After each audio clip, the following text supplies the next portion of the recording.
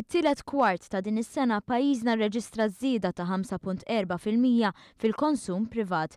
Dan skont statistika tal-Eurostat li turi kif pajjiżna hawn titjib qawwi fil-konsum privat xpronat minn titjib fid-dħul tal-familji.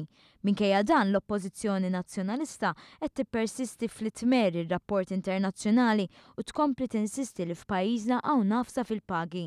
Tarif ippubblikat mill-Gvern innota wkoll kif filwaqt li ż-żieda tal-konsum privat qabżet il-5% fl-Unjoni Ewropea din kienet biss ta' 1.9% u Malta kellha t-tieni l-ikbar żieda minn fost il-pajjiżi Ewropej kollha.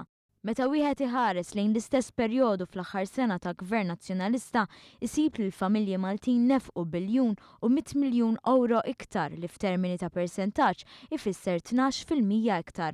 Fl-istess ħin statistika tal-Bank Ċentrali turi li fit-tielet kwart tal-2015 id-depożiti tal-familji laħqu l-figura rekord ta' 9 biljuni u 800 miljun euro.